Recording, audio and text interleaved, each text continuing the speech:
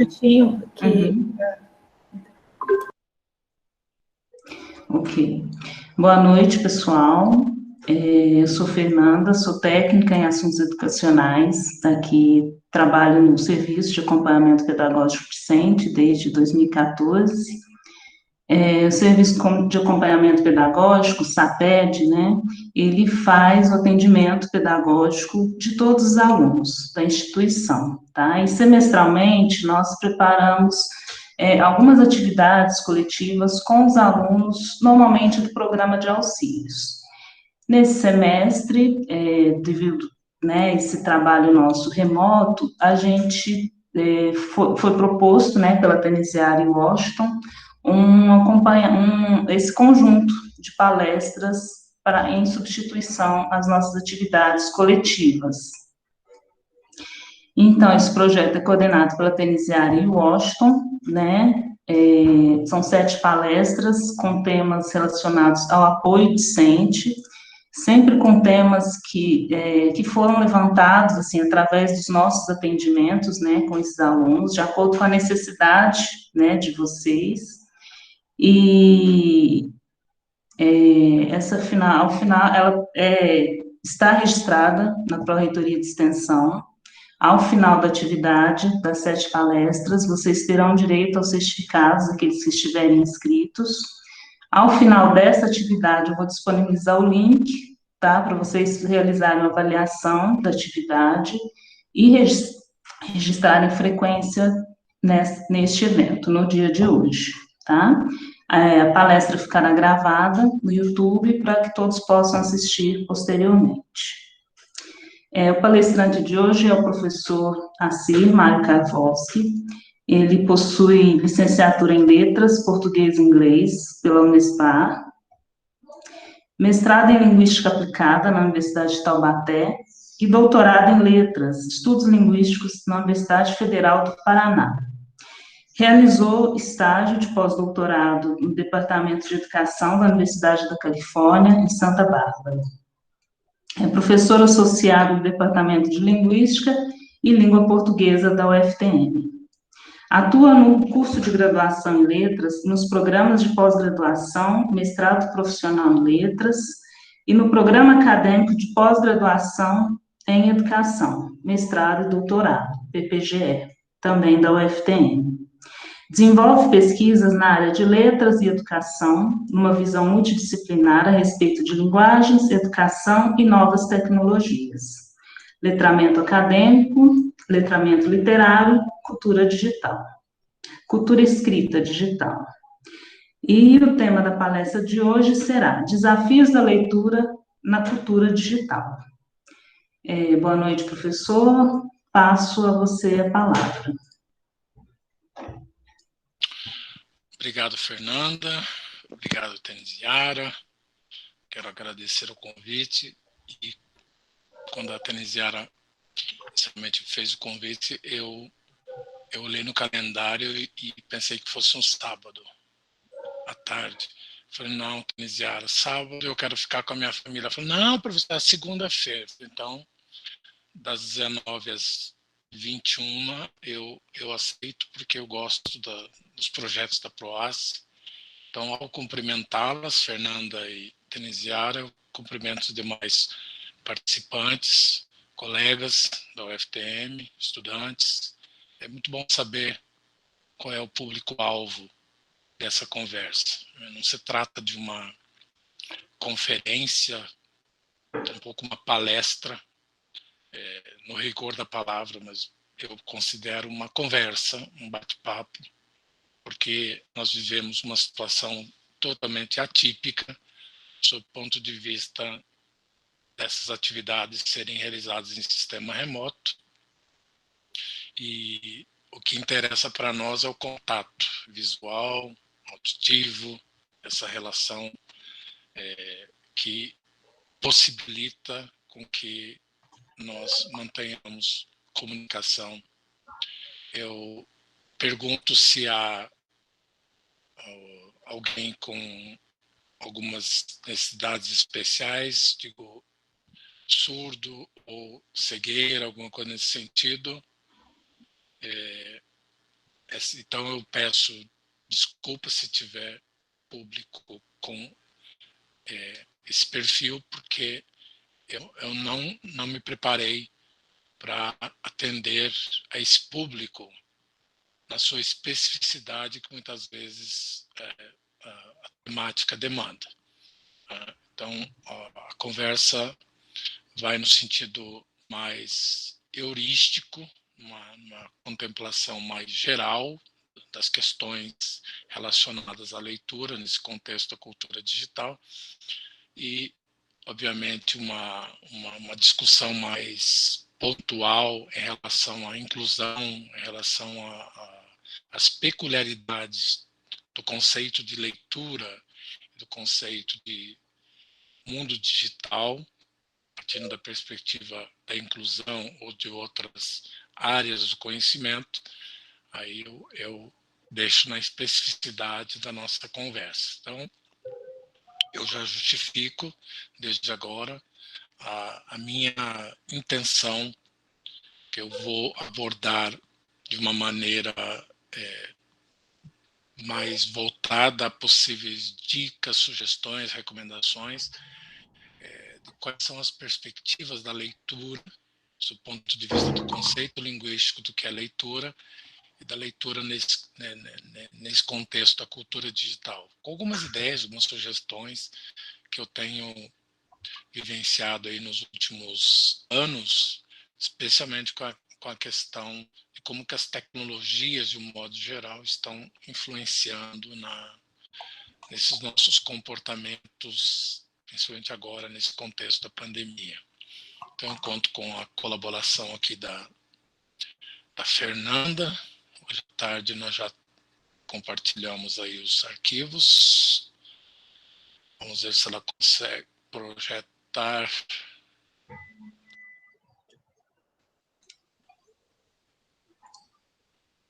Vocês estão conseguindo ver? Eu acho que se você clicar ali na tela cheia, na linha, fica melhor para visualizar. Apresentação. Já. Ele já deve estar com uma apresentação no seu... Então, pois é, só um minutinho. Deixa eu tentar mais uma vez, porque eu dei F5 e ela não... Bom, então, enquanto a Fernanda se vira, né, para projetar os slides, eu fiz os tópicos para discutir, vou começar a contar um pouquinho das minhas experiências, das minhas inquietações em relação a essa temática da leitura nesse contexto da cultura digital. Eu tenho uma série de resenhas que eu publiquei em algumas revistas, resenhas essas que eu resolvi publicar na época que eu resolvi ler e escrever resenhas, e aí uma situação me chamou muita atenção, e eu até aproveitei essa situação, esse fato que aconteceu numa das resenhas desse livro, Geração Superficial, o que a internet está fazendo com os nossos cérebros. E esse livro ele foi traduzido para o português, para o Brasil, em 2012, 2013, eu só vou olhar a referência aqui, 2011, eu tive acesso ao livro no mesmo ano, e foi numa situação bem interessante do ponto de vista assim, de acontecimento, e aí como que eu aproveitei esse fato para analisar o livro e produzir a resenha. Então, uma situação que na época eu estava fazendo uma conexão no aeroporto em São Paulo e, por um acaso, eu vi o livro à venda naqueles estandes de livrarias do aeroporto, e eu havia visto... Desculpa, Assi, só um minutinho. Já está aparecendo para vocês a imagem? Tá sim. Sim, Fernanda. Tá? Se você quiser clicar no ocultar ali para retirar, perfeito. Sim. Eu acompanho aqui pelo chat e nós conversamos a respeito. Então, eu estava falando desse livro, e aí eu vi o livro então, na estante, resolvi comprar rapidinho, porque conexão sempre tem um pouquinho de pressa, e aí eu fui passar o cartão e o moço que me atendeu falou: o sistema de cartões está fora do ar. Eu falei: bom, então quanto é o livro? Se não me engano era R$ 49,90, algo nesse sentido. E aí eu olhei na carteira e tinha uma nota de R$ 50, resolvi então pagar em dinheiro. E aí o menino que me atendeu pegou uma calculadora, fazia os cálculos, tal, e depois de um tempo ele perguntou se eu aceitaria uma bala como troco e se eu precisaria do cupom fiscal. E aquilo me fez pensar, né, a respeito dessa situação, porque eu comecei a pensar o que fez com que aquele atendente agisse dessa maneira. Será que ele não conseguiu pensar a respeito do troco de 10 centavos? Será que aquilo que ele estava fazendo era tão mecânico, tão automático, que ele não parou para pensar?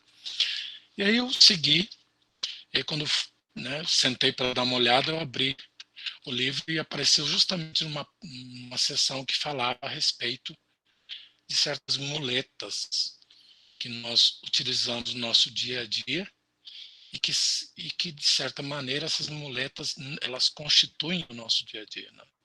Nós abrimos mão da memória natural, dessa memória que foi nos dada pela condição de ser humano, e nos apegamos a uma muleta, no sentido assim, dependo da calculadora para fazer um cálculo de uma transação da compra de um livro. Eu dependo do meu telefone celular e da agenda de contatos para lembrar o telefone de determinada pessoa. Então, ao mesmo tempo que esse livro discute o que a internet está fazendo com os nossos cérebros, aqueles que defendem que essa certa ociosidade de não ocupar a memória natural, mas ocupar a memória terceirizada, a memória alheia, à condição humana, faz parte dessa dinâmica do perfil do ser humano do século XXI. Então, eu comecei a pensar a respeito disso, e quando a Tenesiara me convidou para falar a respeito da leitura no mundo digital, nesse contexto da cultura digital, eu logo lembrei dessa situação, ainda mais diante do título Desafios da Leitura na Cultura Digital. Eu acredito que nós podemos pensar a respeito disso. Não que eu venha dizer que a calculadora não é importante.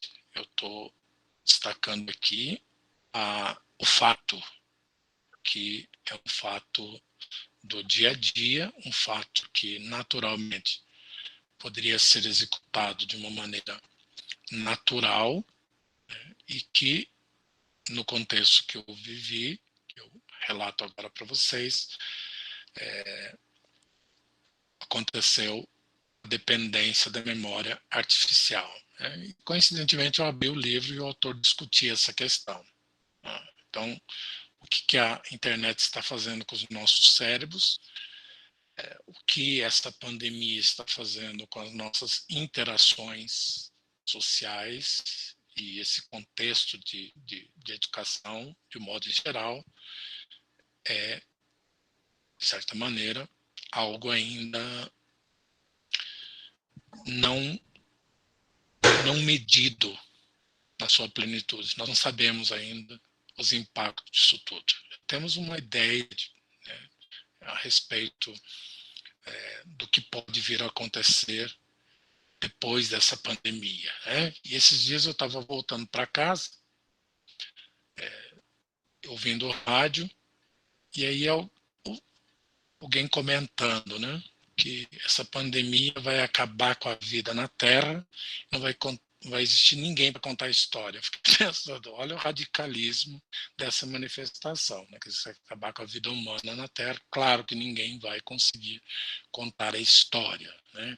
Então eu inicio essa nossa reflexão trazendo aquilo que todo mundo ouviu desde sempre, né? Que a leitura é importante, a leitura torna você uma pessoa que vai ter sucesso, que vai conseguir as coisas na vida, etc. Né? Então, aquela ideia de que quem lê desde cedo vai ficar muito bem preparado para os estudos, vai se dar bem no trabalho, vai se dar bem na vida. Então, sempre nós ouvimos isso. Né? E eu defendo que é isso mesmo. Nós temos que estimular a leitura, de um modo geral, desde a fase infantil até o fim da nossa vida, sob o ponto de vista de prática, de hábito, de experiência, enfim. Acho que ser leitor, várias pesquisas já mostraram que há um diferencial nesse sentido. Eu não vou entrar no mérito da discussão aqui se é hábito, se é paixão, se é amor, se é algo nesse sentido. Alguns defendem a ideia de que a leitura não é hábito, que a leitura é uma prática. Outros que dizem que sem o hábito não haverá prática. Enfim, não vou entrar no mérito dessa polêmica, mas o que eu defendo é que a leitura na educação superior precisa ser um hábito. E quando eu digo isso, que precisa ser um hábito, eu estou querendo dizer que quem entra na educação superior, quem ingressa na universidade, não pode abrir mão do hábito da leitura. O conhecimento chega à educação superior por meio da leitura. A leitura é a principal ferramenta para a transmissão de conhecimento na universidade. Acho que esse é um ponto que nós não podemos abrir mão. Agora, quais são os desafios da leitura nessa cultura digital? Aí são pontos que eu vou abordar e gostaria de conversar com vocês. Fique à vontade se alguém quiser fazer alguma pergunta ou interromper para nós conversarmos. Eu não quero que fique só eu falando e aos poucos escrevendo no chat ou não participando. Gostaria, se alguém quiser falar, pode falar, ou se não escreve no chat, eu olho e já faço um comentário nesse sentido. Fernando, podemos então iniciar. As motivações que me levaram então a rascunhar essa fala com vocês hoje são os livros que eu li nos últimos anos e que, de certa maneira, aparecerão nas minhas reflexões, na minha fala. Nós temos aí uma série de perspectivas teóricas, estudos a respeito dessa questão das tecnologias e principalmente dessa influência da internet, das novas tecnologias, das mídias. E há uns 4 anos foi publicado um livro do Gardner e pesquisadores a respeito da geração aplicativos. E é interessante a reflexão que o Gardner faz nesse livro. E outros que discutem a questão do cérebro na cultura digital, no mundo digital, qual é o cérebro do século XXI, discussões pautadas na neurociência, pautadas na dimensão linguística, na dimensão social. E, então, esses são os livros que, de certa maneira, me motivaram a preparar essa fala com você. Podemos passar, Fernanda? Uma outra informação que sempre aparece, né? O brasileiro não lê. Se lê muito pouco, etc. Aqui estão os dados da pesquisa sobre retratos da leitura no Brasil, e se nós olharmos a média de livros lidos por ano em 2019, foi quase 5 livros por ano. Então, o brasileiro lê alguma coisa, né? Talvez não leia, se comparar com outro país, outras nações, talvez a média não seja tão expressiva assim, mas o brasileiro lê. Talvez aqui ao 4,95 esteja relacionado com a quantidade de livros vendidos, catalogados, organizados, né? Mas são os retratos. Você pergunta, quantos livros você leu nesse ano? Aí responderam. Então, o brasileiro lê, de certa maneira. Eu acho que nós não podemos fugir desse jargão. O brasileiro não lê. Lê sim. Lê e lê muito. Talvez não aproveita, ou talvez não tenha algumas dificuldades em relação ao que lê, mas geralmente lê. E no contexto da universidade, alguns problemas surgem porque nós já trazemos conosco nas nossas práticas algumas respostas prévias, do tipo, eu sempre estudei em escola pública, eu não vou ser capaz de compreender aquele texto, ou eu sempre tive uma base muito fraca de língua portuguesa, ninguém me ensinou a ler, ou alguma coisa nesse sentido. Sempre nós nos menosprezamos no sentido de tentar, né, de prontificar a querer aprender. Então acaba ficando uma percepção que às vezes não é aquilo que realmente na sua realidade.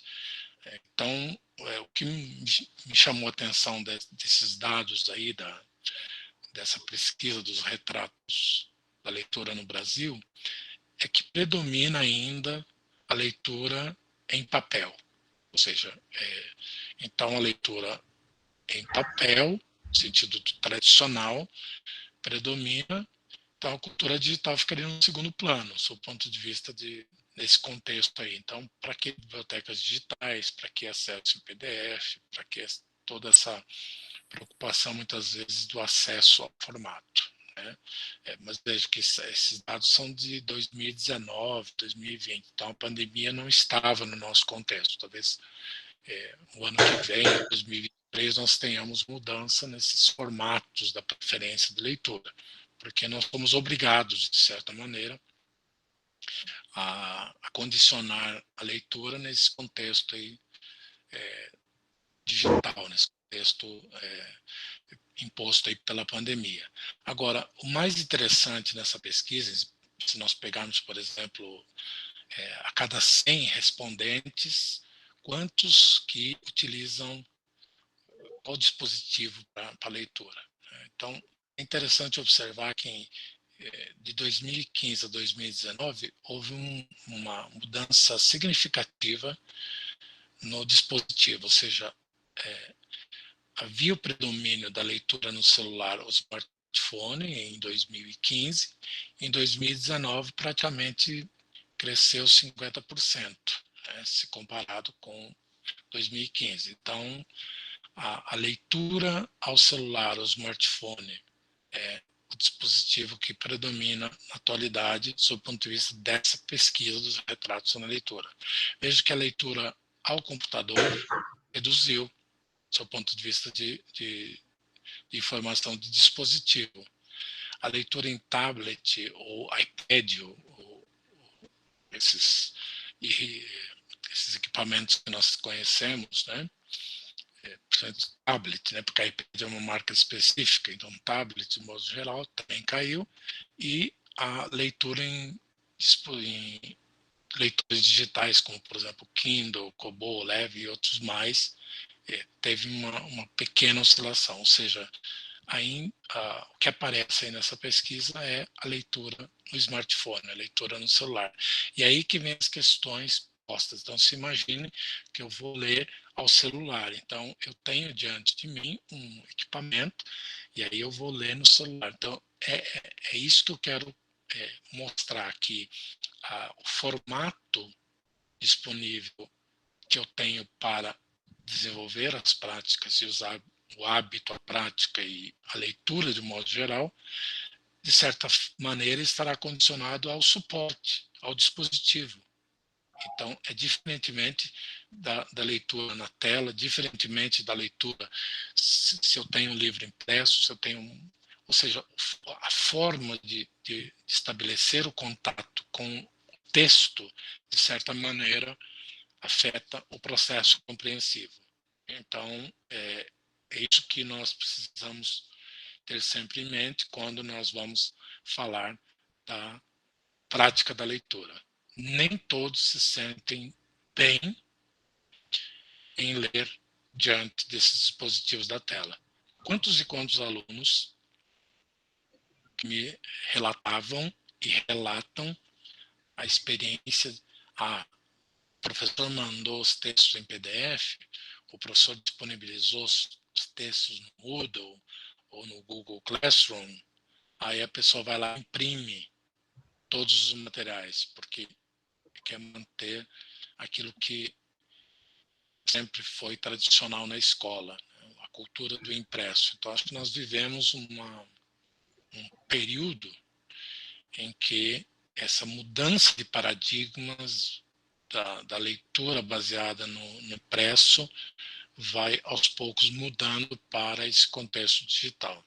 E, de certa maneira, há implicações nessa mudança da cultura. Imaginemos que daqui a alguns anos não haverá mais a impressão em papel, ou não haverá mais papel para impressão. Então, como nós vamos interagir? Como que a leitura, enquanto hábito, enquanto prática social, vai se manter nesse contexto da nossa sociedade? Eu vejo que eu estou falando isso porque nós caminhamos para uma mudança de paradigmas, no sentido de tecnologias relacionadas aí à questão do impresso, da leitura, o contato com a letra, cultura da cultura letrada, porque nós passamos do pergaminho para o papiro, do papiro para o papel, da prensa, da produção em larga escala, da invenção das impressoras e agora com as telas, e vivemos uma mudança de paradigma. Então, pode ser que isso aconteça nos próximos 10 anos, 20 anos ou mais, mas certamente nós teremos mudanças nesse contexto do acesso à leitura. Tá? Eu vou aproveitar a fala a fala que eu digo, quem se manifestar aqui no chat, até para poder aproveitar algumas falas, senão ao final eu retomo o que for comentado aqui, que eu acho melhor. Né? Então, quando você fala em nativos digitais, imigrantes digitais, eu acho que são assuntos bem complexos, bem polêmicos. Nós já vivemos aí o contexto da chegada dos nativos digitais na universidade. Então, estudantes que ingressam na universidade, que têm essa plasticidade no cérebro, essa possibilidade de interação, todas as ferramentas e consegue fazer várias coisas ao mesmo tempo, e aí nem todos conseguem fazer isso. Confesso que logo no início que apareceu essa possibilidade do Meet, essa forma multimodal de você olhar para a carinha das pessoas, eu estou vendo aqui a Fernanda, o Washington, a Débora e a Tenisiara, eu posso perceber, né, no olhar deles uma certa empatia, né, com o assunto, né, eu posso visualizá-los, e alguns aparecem só com uma identificação de bolinha, que eu sempre brinquei e brinco, falo com os alunos, se o Google mudar essa forma e fizer um outro desenho, né, vai continuar aparecendo, mas essa forma de interagir. Então, nem todas as pessoas conseguem interagir com essas formas multimodais que se apresentam. Então, quando eu estou em sala de aula, quando alguém vai para interagir com o outro, você pode olhar, você pode perceber a empatia, a relação é outra. Então, acho que a palavra muito importante aí, no aspecto de leitura é essa palavra que eu vou retomar daqui a pouco. Tá? Próximo, Fernanda. Apareceu o Diego, viu? Já fez uma chamada, já vão aparecendo mais rostos. Isso, de certa maneira, afeta a nossa maneira de interagir, porque eu tenho que orquestrar o verbal com o não verbal, as interações, de modo geral. Então, o que nós vemos atualmente na cultura digital? Essas mudanças significativas nos comportamentos da sociedade contemporânea. E, especificamente na dinâmica aí dos estudantes na educação superior, é que os estudantes eles já estão nativos digitais, a sua maioria, eles deixam de ser, então, tratados como consumidores e assumem um papel de protagonismo nessa cultura digital. E aí, esse protagonismo, ele se manifesta no envolvimento direto com diversas formas de interação multimediática e multimodal e também um protagonismo no envolvimento na atuação social em rede. Então, a mídia, de um modo geral, ela possibilita esse envolvimento. E aí, estou falando que o estudante tem muito mais acesso ao conhecimento hoje do que nós tínhamos quando ingressamos na universidade. Eu falo nós, vou exemplificar eu, porque eu ingressei na universidade em 1989, quando eu fui fazer o primeiro período do curso de letras. Então, naquela época, era a biblioteca, era professor, eu não tinha acesso tão facilitado a enciclopédias, a bibliotecas digitais, a interação com outras pessoas por meio das tecnologias. Nós estávamos limitados àquele contexto daquela época. Então, o conhecimento vinha para nós, de certa maneira, por meio do professor, por meio dos livros, por meio da interação com os colegas na universidade. Então, a atualidade, ao mesmo tempo que possibilita certo protagonismo, gera também problemas, porque hoje nós temos que pensar em como administrar a quantidade de informações que chega até nós. Então, quando há 20 ou 30 anos atrás, a preocupação era como eu vou conseguir acesso à informação, hoje é como se livrar dessa informação. É como selecionar, como organizar essas informações. Eu criei uma palavra,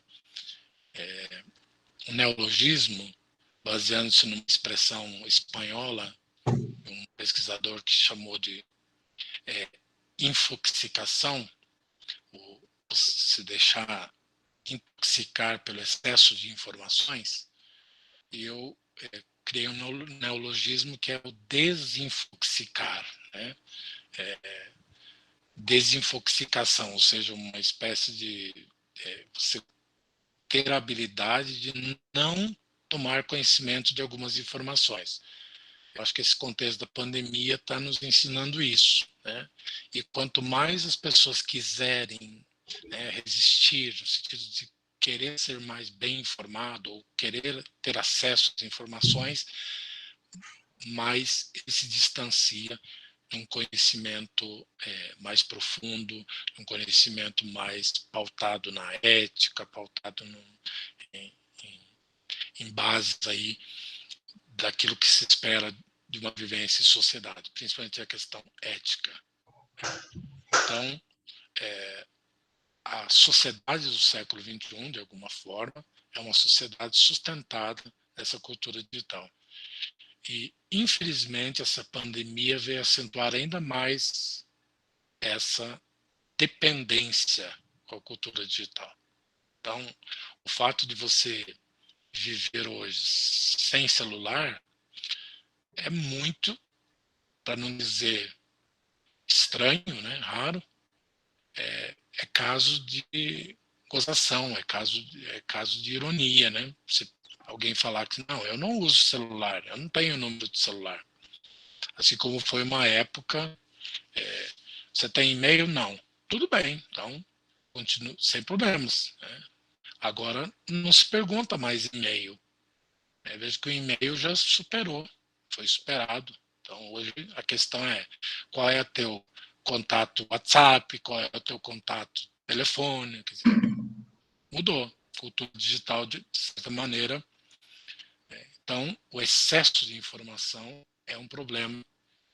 E essa atuação social em rede nem sempre se dá de maneira ética por parte dos usuários dessa rede. Então, é um consumidor que não assume o papel de protagonista ou assume um papel de protagonismo, mas numa contramão daquilo que não se esperaria, que é a disseminação de informações que não são verdadeiras, ou não são éticas, ou não são aquelas adequadas para o contexto de uma interação social mediada aí por tecnologias. Tá? Então, quando a gente fala em interação multimediática e multimodal, e nós pegamos, por exemplo, o WhatsApp como aplicativo no nosso dia a dia, o próprio WhatsApp tem uma série de ferramentas, ou possibilita uma série de modos de interação multimodal. Antigamente era praticamente ninguém usava o aplicativo WhatsApp para enviar áudio, vídeo, emoticons, imagens. Era só texto, era só escrito. Né? O texto era escrito em letras. Depois foi aos poucos modificando. Então, todas as tecnologias, de um modo geral, foram possibilitando diversas formas multimodais de interação. Então, você atualmente recebe lá uma mensagem ou responde só com né, ok, ou grava um áudio, outros dizem assim, só respondo ou não envie áudio, etc. Você condiciona uma série de questões. Eu estou falando isso porque, de certa maneira, isso constitui o nosso dia a dia. E a pessoa que fica exposta um tempo excessivo no smartphone, nas redes sociais, tende a não conseguir, quando for solicitado um tempo para se dedicar a uma leitura mais profunda, mais detalhada, mais reflexiva em relação ao que se propõe a estudar, no contexto de um curso, no contexto da universidade, não tem a motivação, não tem a memória, ou não tem foco, ou não tem objetivos para ler aquilo que está posto diante dele. Então, dosar o excesso, dosar o nível aí de uso dos aplicativos, dessas ferramentas digitais, tem sido uma discussão atual, e eu não vou entrar no mérito da especificidade disso, até porque eu não sou especialista nisso, mas tenho visto muitas notícias relacionadas a isso. Então, a pessoa não consegue ler uma página sem olhar para o celular, por exemplo. Então, se vai ler uma página, antigamente se falava, vou ler um livro. Então, aqueles que não queriam ler, eles criavam artifícios de achar desculpa. Nossa, mas que livro grosso, vou levar mais de um mês para esse livro. Então, o tamanho do livro era uma desculpa para não ler. Né? Ou, nossa, mas que letra pequena, mas esse livro não tem imagem? Se não tem imagem, eu não gosto de ler. E aí começava a criar uma série de desculpas, mas no cerne da discussão estava lá falta do hábito, do prazer da leitura. Então, nesse sentido, quando eu falo em cultura digital, é interessante pensar a respeito disso. Eu tenho pensado a respeito dessa situação e tenho vivenciado isso, porque é nessa pandemia, nesse contexto que nos foi posto, de certa maneira, como ferramenta, como instrumento de interação, tem nos provocado a cada dia nesse sentido. Então, não é à toa que uma doença que ficou diagnosticada ou ficou definida como, identificada como nomofobia, tem saltado aí nas estatísticas, ou seja, nomofobia no sentido da pessoa não conseguir viver sem o seu celular, sem a sua muleta, o dispositivo. Então, veja, eu não quero entrar no mérito aí da comparação, mas chega uma hora da vida que a gente depende do óculos, né? Porque vai perdendo e aí tem que ter uma muleta. Então, em alguns contextos, já foi diagnosticado que não vive sem o celular. Então, passa a ser uma doença. Isso, de certa maneira, compromete a leitura de modo geral. Então, compreender um texto que demanda uma certa reflexão, uma orquestração de pensamentos e reflexões em torno do que leu, de certa maneira, não vai ser atrativo para quem fica disperso. Aí, alguns alunos, no primeiro período do curso, falam: professor, mas eu não consigo me concentrar. O que eu faço para me concentrar para a leitura? Bom, algumas dicas. Primeiro é a motivação para ler. Então, é possível mudar os comportamentos, tornar-se um leitor, se após 25 ou até menos anos a pessoa não tinha o hábito da leitura, ou tinha dificuldades para a leitura. É possível mudar? É possível, sim. Agora, se fosse desde a infância, provavelmente os resultados seriam outros. Então, nesse sentido que eu sempre falo que a desculpa, né, de alguns é a grossura do livro, a quantidade de páginas, ou o tamanho da letra, ou não tem imagens, dificulta. E aí, às vezes, a leitura de um manuscrito, um artigo científico de 20 páginas, vira um drama, porque a pessoa nunca teve acesso à leitura de um artigo científico, ou não consegue ler um livro na íntegra, e nunca, às vezes, se dispõe a fazer isso. Acho que é importante pensar que não vai aprender a ler e compreender se não ler para compreender. Não vai aprender a escrever se não escrever. Então, acho que é importante pensar a respeito disso. Próximo, Fernanda, por favor. Então, quando eu selecionei a discussão aí a respeito da leitura, eu vou falar da leitura não apenas como ato de decodificação ou codificação de sentidos ao texto escrito, mas também a imagens estáticas. Então, atualmente nós temos aí muitos textos multimodais, nós temos artigos científicos que apresentam gráficos, tabelas, que apresentam estatísticas, por exemplo. Então, como orquestrar a leitura de um gráfico, ou quando apresentam os resultados naqueles forma de pizzas, né? Alguns não conseguem compreender, ou não fazem articulação entre o texto escrito com a imagem estática ou a imagem em movimento.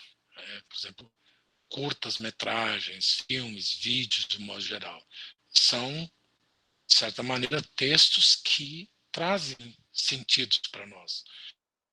Alguns não conseguem, e aí parece que eu estou exagerando, mas não é exagero da minha parte, mas alguns não conseguem orquestrar a sessão de um filme se o filme tiver legenda, por exemplo. A pessoa não consegue acompanhar o filme com a legenda ativada.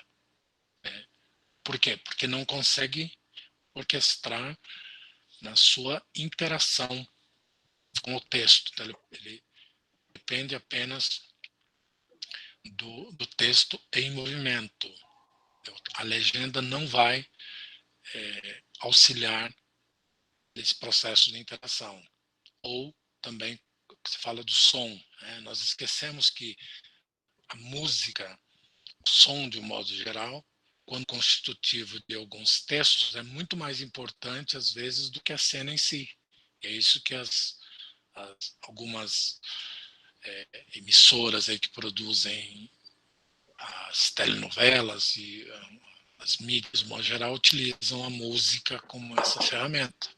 Então, nós, às vezes, esquecemos de dar atenção para a música, sendo que é a música que vai definir os efeitos de sentido. Retira a música e o efeito de sentido é outro. Então, acho que é interessante pensar na leitura nessa perspectiva, né, de como que essas várias semioses acompanham e co-significam em muitos gêneros textuais da cultura digital. Né? Então, acho que é importante aí pensar a respeito disso.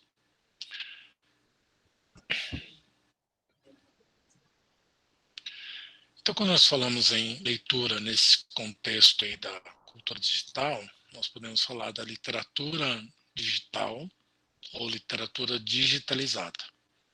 Então, PDF, no meu entendimento, não constitui uma literatura digital, mas uma literatura digitalizada. Quando eu digo literatura, é conjunto de textos disponibilizados para nós. Então, um livro digital é totalmente diferente de um livro em PDF. Então, um livro digital ele tem som, movimento, imagens, de modo geral. E aí, essa prática da leitura do texto estático, ou, por exemplo, você pega um livro que só tem palavras, a imagem está posta ali, ela está parada, ela não está em movimento. Porque se estivesse em movimento, a nossa reação diante daquilo que foi posto, daquele signo posto diante de nós, seria outra.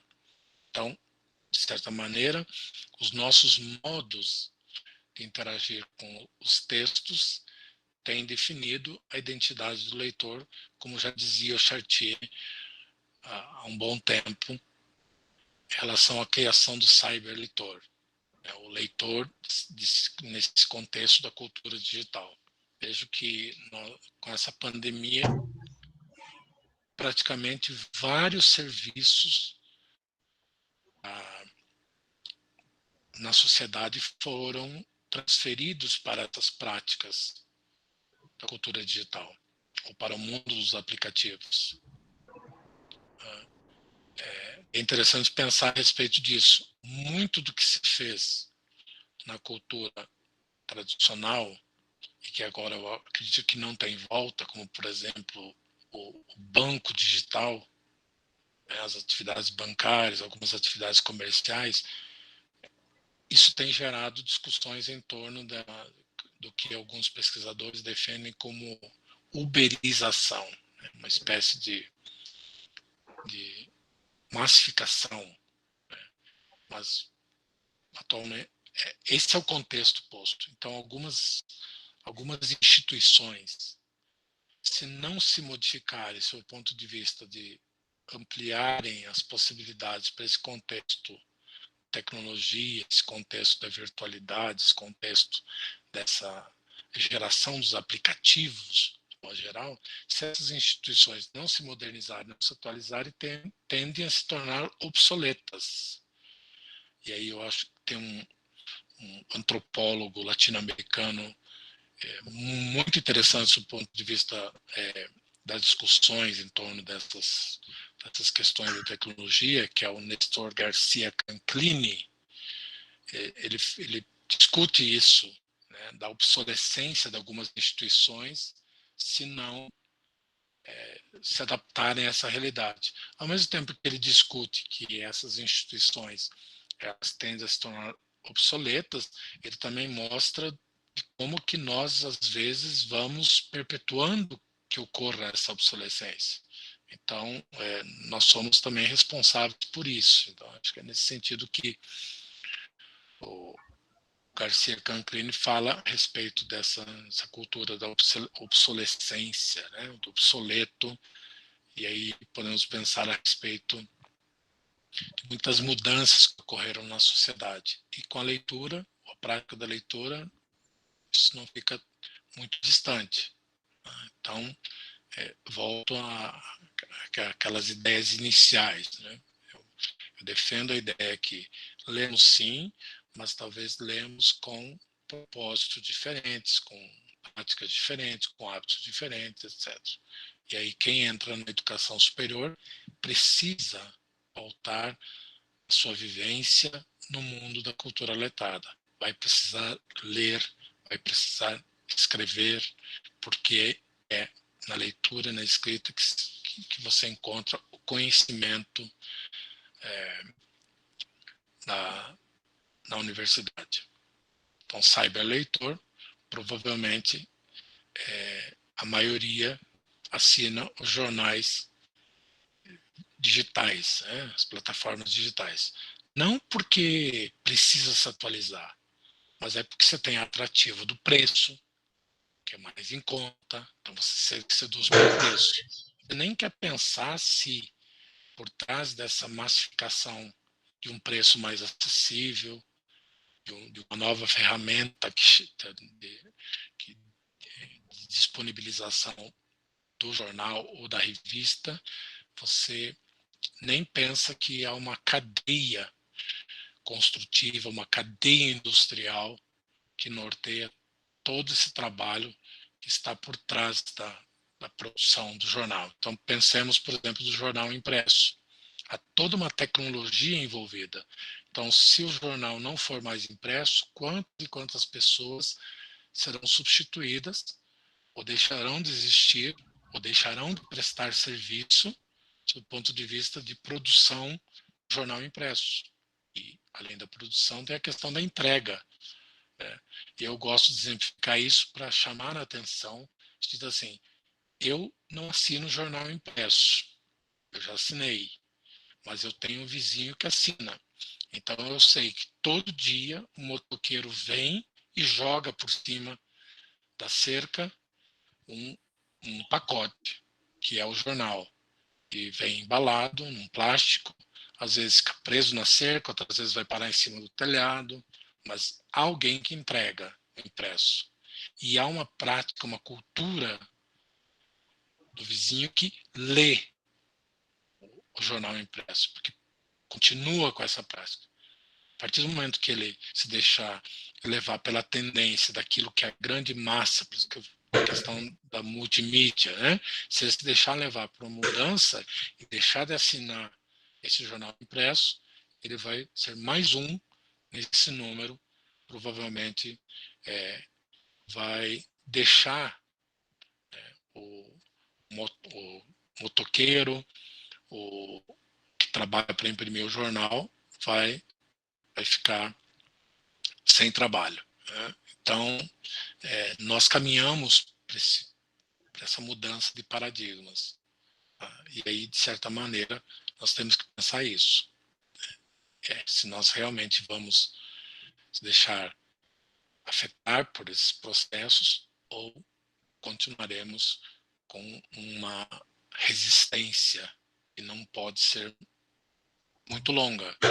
E nós, de certa maneira, vivemos aí a pressão desse capitalismo, do consumismo, dos modismos, que, de certa maneira, afetam a nossa vida. Então, jornais e revistas em formato digital é o que domina, né, atualmente, e tende a ser uma forma mais recorrente de acesso à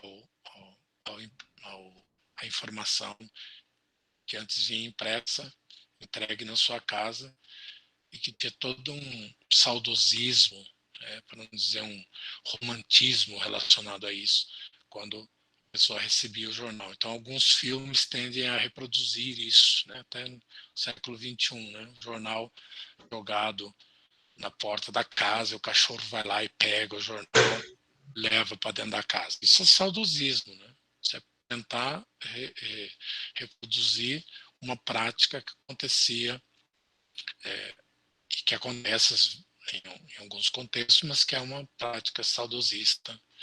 E é nesse sentido que é interessante pensar. Então, quais são essas transformações que ocorrem na atualidade dessa cultura digital? Próximo, por favor, Fernanda. Eu gosto muito de um livro que foi escrito por uma pesquisadora francesa e traduzido para espanhol, que é O Cérebro do Século I, e tem essa passagem que eu traduzi, minha tradução livre aqui do espanhol. Eu gosto muito dessa passagem e tenho pensado muito a respeito disso. Então, segundo Pierre-Marie Ledo, Ledo em espanhol, resultamos de um pensamento que surge do cérebro para interagir com o corpo e com os outros por meio de uma voz que fala conosco e com os outros. O cérebro tem a propriedade de receber outras forças provenientes da história e das grandes pressões sociais que se apresentam na realidade consciente, tal como a vivemos atualmente. Eu acho que essa passagem nos faz pensar muito a respeito disso. Então, a motivação para a leitura, ela pode ser desenvolvida se a pessoa estabelecer uma meta, estabelecer uma motivação. Eu quero aprender a ler, eu consigo. Porque o cérebro ele tem que receber estímulos. E aí, ao mesmo tempo que você estimula o cérebro para interagir com você mesmo, enquanto ser humano, você consegue atingir os objetivos. Então, no ato da leitura, nada fazemos senão ouvir uma voz que vem do outro. É uma voz, uma fala que vem do exterior para o nosso interior. E, de certa maneira, vai afetar a nossa vida. É interessante pensar a respeito disso. As pressões sociais, principalmente as pressões que se apresentam no dia a dia, que, de certa maneira, é uma realidade consciente. Porque o que seria uma realidade inconsciente? A realidade ela só pode ser consciente. Nós, de certa maneira, vivemos isso no nosso dia a dia. Então, a desinfoxicação, aquela palavra que eu inventei, tem a ver com isso. Às vezes a pessoa quer ter acesso a uma série de informações e se deixa intoxicar pela quantidade. E aí não consegue abstrair, não consegue produzir aquilo que poderia em matéria de novos conhecimentos. Então, quem está ingressando na universidade, que está aí nos contextos de graduação, pode pensar a respeito disso. Não é a quantidade de livros lidos que vai determinar a qualidade do seu trabalho acadêmico. Seria interessante falar mais em relação ao livro, que pensa a respeito do livro, quais são as experiências que tem diante daquele livro, diante daquele texto lido. Muitas vezes as dissertações, os trabalhos de conclusão de curso acabam sendo uma colcha de retalhos, um amontoado de segundo de acordo, conforme, para fulano e beltrano, e não tem uma discussão, um aprofundamento adequado em relação àquela temática. Washington levantou a mão, pode ficar à vontade. Não, o neologismo é desinfoxicação?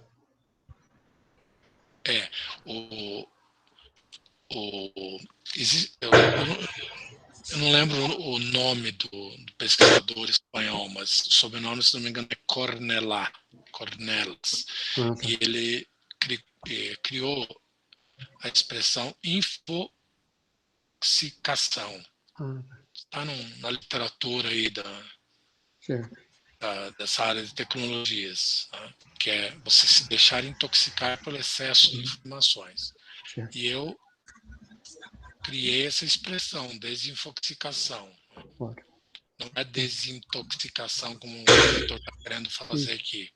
É, É uma expressão, um neologismo Isso. que eu criei, ou seja, saber se Isso. livrar do excesso de informações. Desinfoxicar. Tá joia. A ideia é Joia. essa. Bom, Fernanda, desliga seu microfone, tá ligado.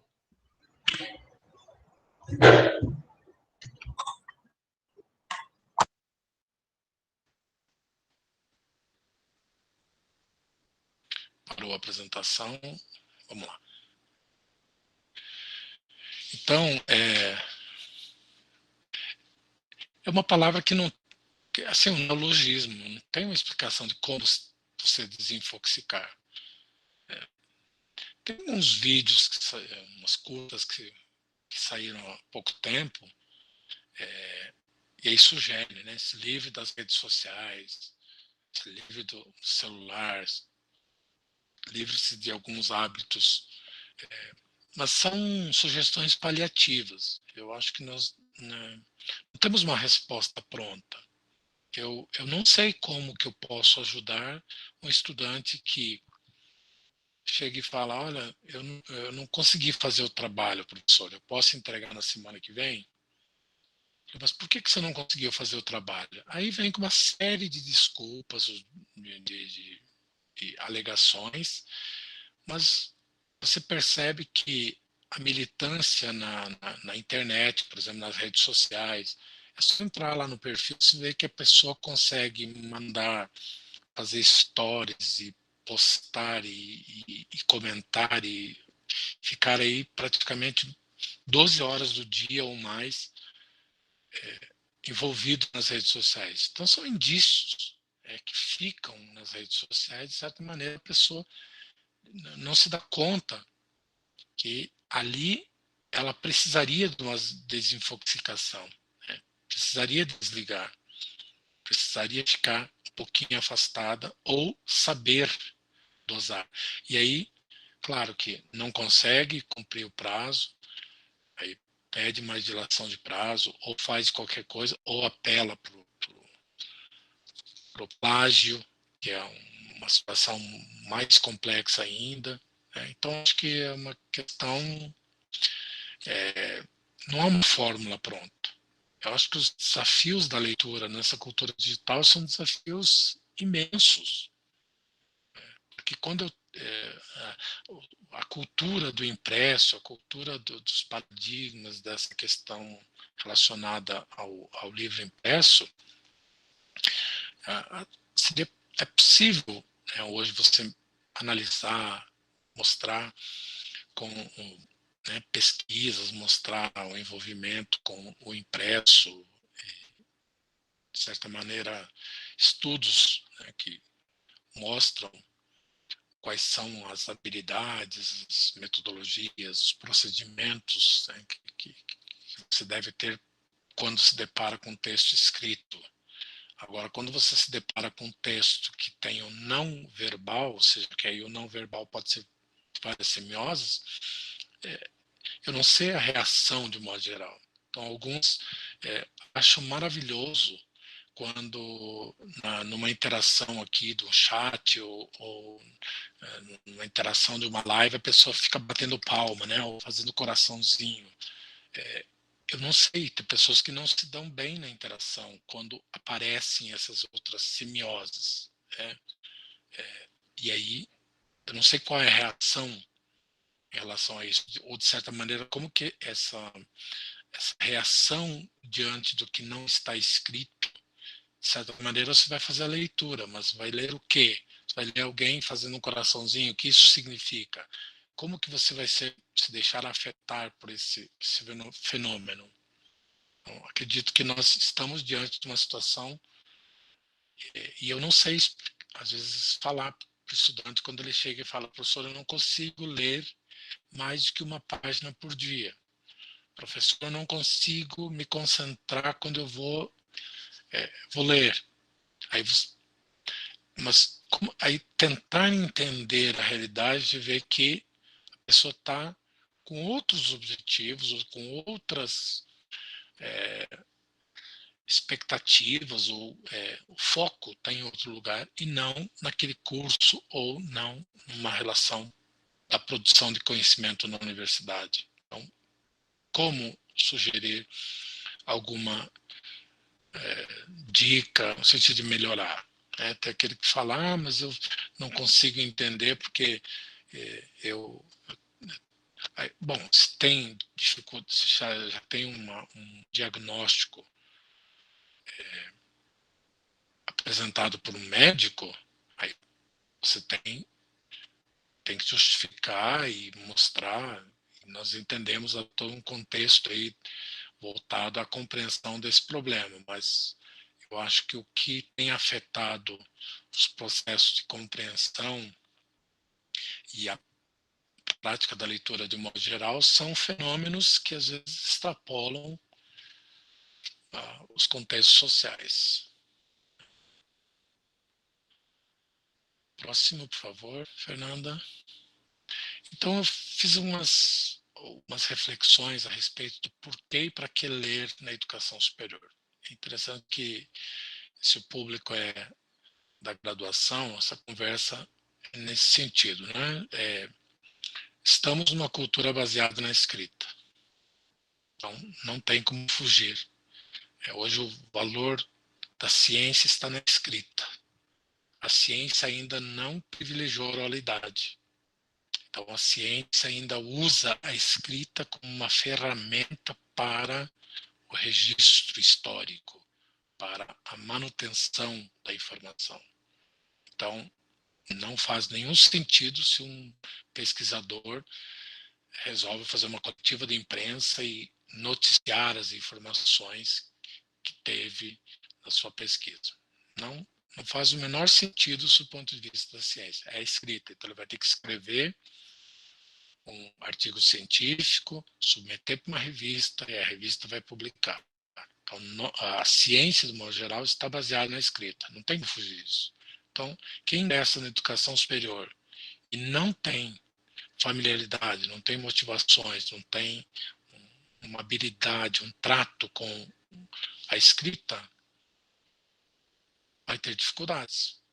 Bom, não que a pessoa que vive numa cultura da oralidade não tenha conhecimentos, tem conhecimentos, mas a cultura letrada na escrita, ou baseada na escrita, na educação superior, é, sem dúvida, uma necessidade, uma obrigação posta pela universidade.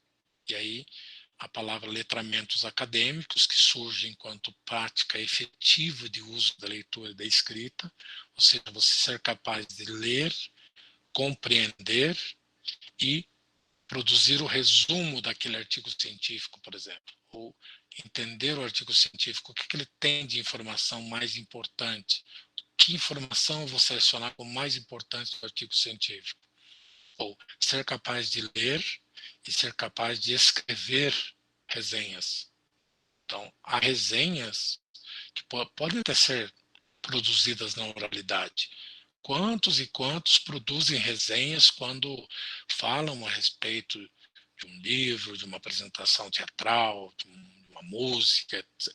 Mas a resenha está sustentada na cultura escrita. Então, produzir uma resenha não tem uma fórmula pronta, não tem um beabá específico. Há sugestões da resenha, tem que ter isso, tem que ter aquilo, mas o foco é a resenha sustentada na escrita.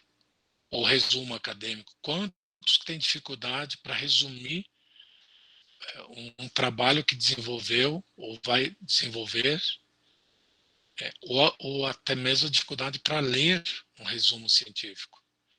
quanto tem dificuldade para compreender relatórios, ler relatórios, ou ensaios, ou relato de experiência. Então, são textos que demandam a necessidade de leitura e de escrita, e aí constitui o letramento acadêmico. Então, não há muito segredo se não praticar.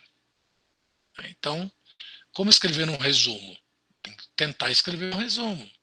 Então, o que diz lá nas normas?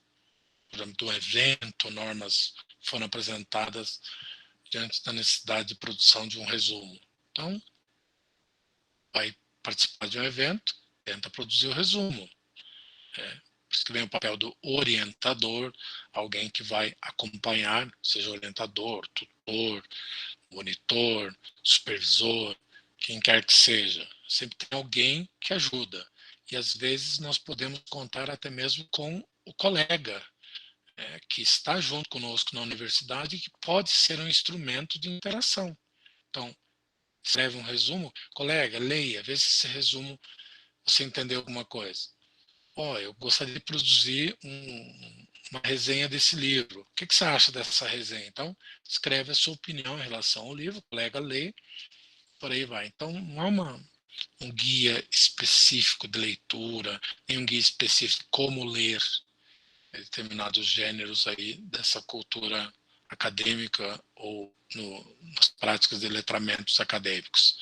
Há artigos científicos complexos, do ponto de vista de compreensão, porque demanda conhecimentos prévios, demanda conhecimentos específicos, e aí, claro que o artigo científico vai trazer os resultados, não vai trazer informações sobre fulano disse isso, fulano disse isso, fulano disse isso.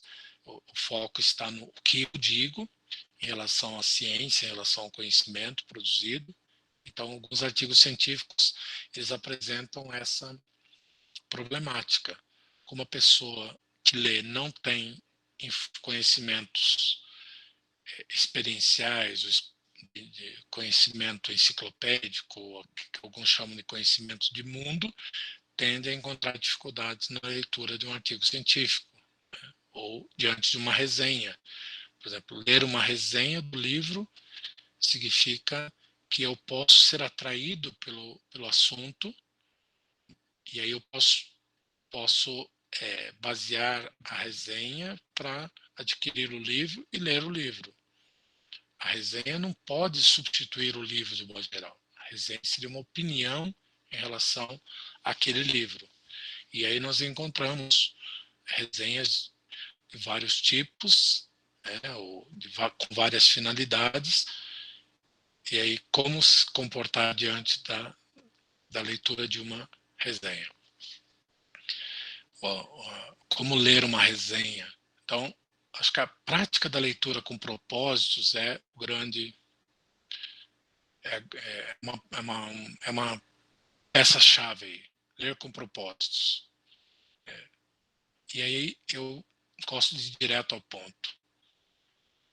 No primeiro dia de aula, o professor fala: até a última semana do semestre, lá no final do mês de julho, vocês devem entregar uma resenha contendo 10 páginas, 12 páginas, e aí a pessoa ouve, né, essa solicitação de trabalho no primeiro dia de encontro daquela disciplina, e aí vai pensar em ler, ou vai pensar em fazer o trabalho lá na última semana.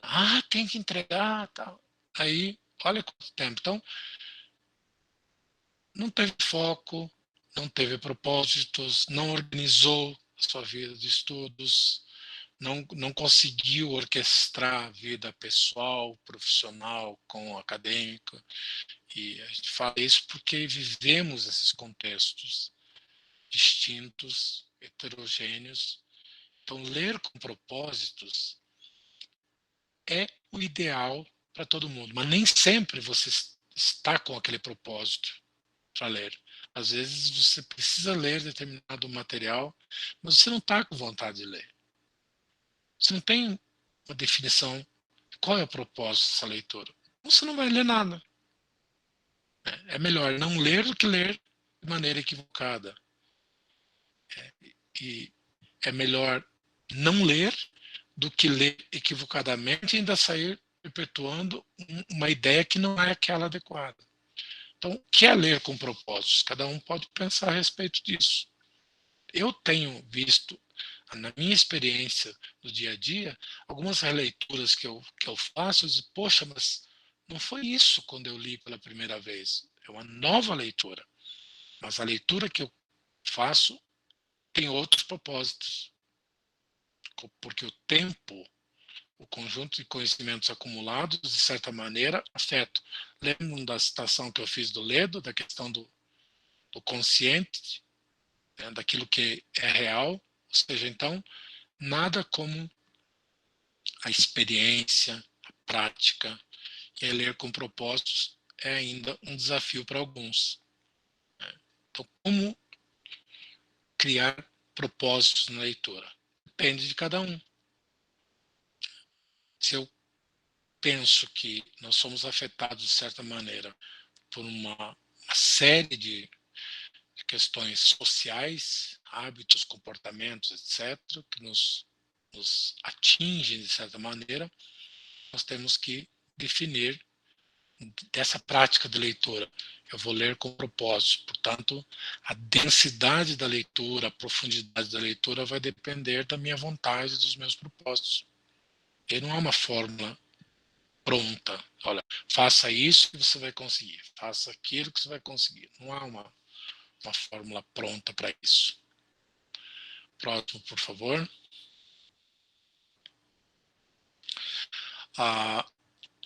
E vem na organização pessoal, que eu vi que alguém escreveu aqui, né, da organização da vida de estudos, né. Tem a questão da ergonomia, que às vezes não é tratada, mas a ergonomia é muito importante, sob o ponto de vista, eu preciso ler, aí eu não tenho uma cadeira confortável, eu não tenho um espaço na casa que me garanta condições para suportar a dimensão física em detrimento dessa atividade de leitura. Portanto, essa é uma dificuldade a ser enfrentada. Então, além do planejamento, tem a questão da ergonomia, porque você não consegue ficar sentado ou encostado, ergonomicamente falando, numa posição que minutos depois vai trazer desconforto. Ou vai dizer, olha, a tua coluna não está numa posição adequada. Daqui a pouco você vai mudar lá a condição física e, de certa maneira, você tende a possibilitar a distração ou a perda do foco, do processo compreensivo. Então, tudo isso afeta de alguma maneira. Mas a grande questão posta na atualidade é a questão emocional. Porque a emoção, de certa maneira, afeta. É emocional no sentido assim, nós nos deixamos afetar por questões externas, né, do outro, e aí não conseguimos orquestrar essas emoções. Então, passa pela organização pessoal. Quando eu falo em organização pessoal, para a construção de novos conhecimentos, eu acredito que a universidade, a educação superior, é um momento para todo mundo, a sua individualidade, construir conhecimentos, ou mostrar que é possível produzir novos conhecimentos. Uma pitadinha de originalidade, uma pitadinha de subjetividade para a opinião em relação àquele conhecimento. Acho que nós teríamos uma sociedade diferente, uma universidade diferente, se nós tivéssemos essa pitadinha de novos conhecimentos.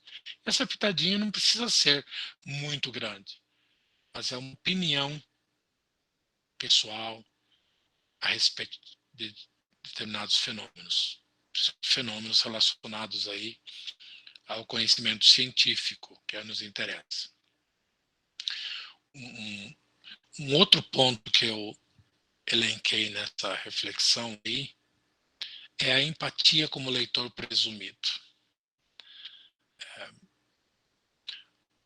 Vai ler um livro. Mas esse livro foi escrito para especialistas. Aí a própria configuração do texto já vai mostrar que realmente é um texto que foi escrito para ser lido por especialista, então vai ter expressões difíceis, um vocabulário complexo, construções gramaticais complexas, etc. Então, às vezes o próprio texto dificulta esse processo compreensivo, porque há um leitor presumido naquele texto. Então você escreveu para quem? Vai ser lido por quem? Gostaria de ser lido por quem? Então provavelmente quem produz um texto às vezes não faz a distinção ou não deixa claro qual é o leitor presumido.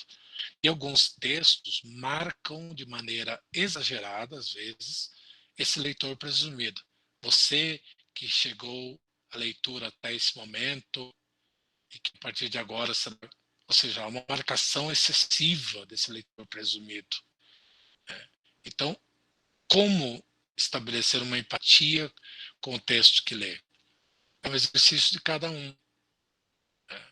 Assuntos que são de interesse geram empatia.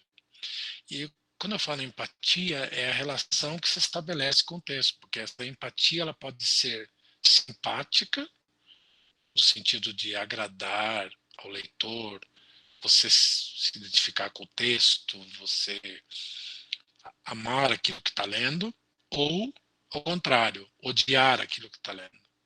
Aí vem a antipatia. E aí, às vezes, essa antipatia gera o grande problema, que é a falta de leitura. Então, a palavra empatia envolve simpatia e antipatia. Para não dizer também apatia, tem aqueles que vivem muito bem sem nunca ler ou não gostar de ler.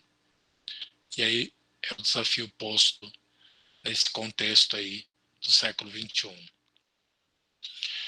E enfrentar o dilema que vivemos, o dilema vivido e ao mesmo tempo ameaçado.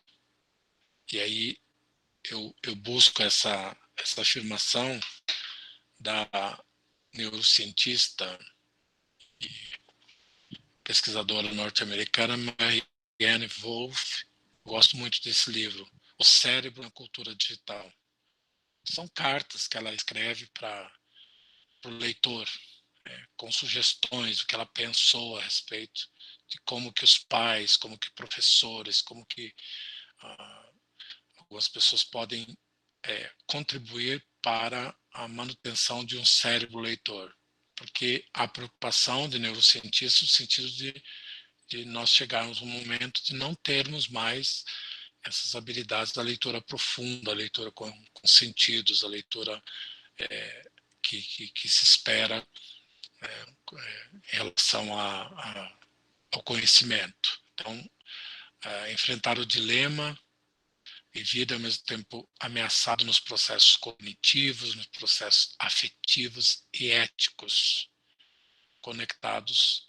E aí, essa palavra conectados, né, no sentido de rede. É uma palavra que para alguns assusta, para outros motiva. Então, acho que os circuitos da leitura, como ela fala na cultura digital, é esse grande enfrentamento aí que nós vamos ter, estamos vivendo nesse contexto aí, principalmente com a pandemia. Próximo, por favor. Então, eu proponho um desafio, né, para o leitor do século XXI, o leitor dessa cultura digital. Assumir a responsabilidade ética e o não álibi na construção de sentidos. Ou seja, diante dos textos que lemos, seja textos verbais ou não verbais, não temos como criar um álibi. Eu não vou me manifestar em relação a isso, ou seja, eu não vou compreender nada do que eu li. Existe álibi na construção de sentidos. até a neutralidade é um não álibi. Quando você diz assim, vou me abster, ou vou ficar neutro, não vou me manifestar. Já é uma escolha, já é uma definição. É sim, não, e quem sabe, ou talvez, já é uma escolha. Não tem outra forma. Eu, às vezes, brinco com os colegas, falo que, às vezes, nós falamos que a moeda tem dois lados, cara e coroa, né? Mas esquecemos que o lado que leva a moeda para a sarjeta não é nem cara nem coroa, porque, às vezes, ela cai lá na sarjeta pelo outro ladinho, né? Porque nós sempre consideramos aquilo que tradicionalmente nos é mostrado, nos é dado, né? Branco e o não branco. E historicamente, culturalmente, nós falamos que o branco é o preto. E aí vem toda uma discussão em relação a isso, né? Mas o contrário de branco seria o não branco. O contrário de pobre seria o não pobre. O contrário de inteligente seria o não inteligente. E não uma série de adjetivos que são criados aí, porque, de certa maneira, ao assumir a responsabilidade de uma oposição aí diante do branco, dizer que assume a responsabilidade ética de negro, eu já assumo historicamente uma responsabilidade ética que vem da cultura. Quando eu falo que o rico, a oposição que sempre se mostra o pobre, é uma responsabilidade ética, porque seria o não rico, ou seria oposição ao pobre, seria o não pobre. E necessariamente o não pobre não é aquele que é o rico de certa maneira. Então, é sempre um desafio para o leitor.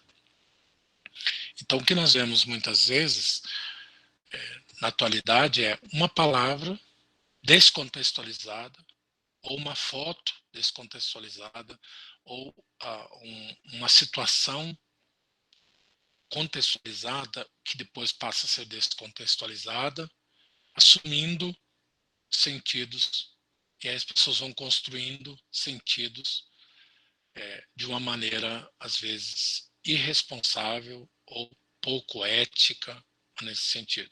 Então, acho que o maior desafio do leitor do século XXI, desse leitor que se mostra, né, no século XXI, é assumir essa responsabilidade ética e o não álibi na construção dos sentidos.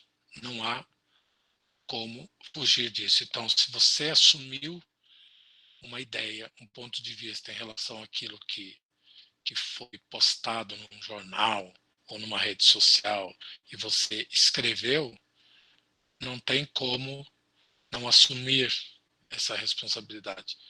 E assumir a responsabilidade, inclusive com as críticas, com os comentários, com a manifestação do divergente, daquilo que é próprio da natureza humana. Ninguém é obrigado a construir os mesmos sentidos, os mesmos efeitos de sentido, ter a mesma ideia, mas é preciso respeitar as diversidades nessas diferenças que nos identificam de certa maneira. Então, essa é a grande responsabilidade do leitor do século XXI. Próximo, por favor. E aí, já caminhando aí para o encerramento, qual seria o futuro dos bons leitores? Né? Primeiro, pensar o que é um bom leitor. Eu confesso que às vezes eu fico pensando, o que é um bom leitor? Quando alguém fala assim, você fez uma boa leitura. Quando eu indico textos para os meus orientandos, para os estudantes, o que é ser um bom leitor? O que é formar um bom leitor? Esse é um desafio posto e depende de quais são os critérios, os padrões que eu vou adotar para mensurar isso. É um bom leitor ou não é um bom leitor? Um exemplo disso é quando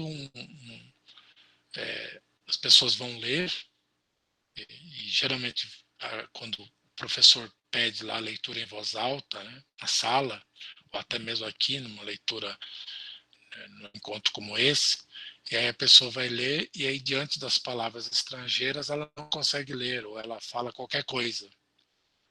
Ela faz uma leitura de qualquer jeito. Isso já é um indício de que não é um bom leitor, porque um bom leitor seria aquele que é capaz de ler em voz alta, incluindo conhecimentos de línguas estrangeiras, por exemplo. É só para radicalizar essa situação. Não há uma definição do que seria um bom leitor ideal. O bom leitor seria aquele que compreende os limites postos no texto, no nível das inferências, no nível das possibilidades no horizonte de compreensão. O que muitas vezes ocorre é um excessivo falseamento ou uma excessiva extrapolação no campo das ideias. E aí aquilo que foi dito acaba sendo desdito e passa para uma outra esfera, e aí é uma esfera dos falseamentos, uma esfera das extrapolações, que não seriam as extrapolações ou falseamentos possíveis naquele texto. Então, a Wolff, esse livro que eu mostrei para vocês, escreveu que será um ato de resistência parar por um momento e examinar com toda a nossa inteligência quem queremos ser no futuro e qual será a melhor combinatória de faculdades nos cérebros leitores das gerações que virão. Essa é uma resposta que nós não temos ainda, mas nós podemos construir.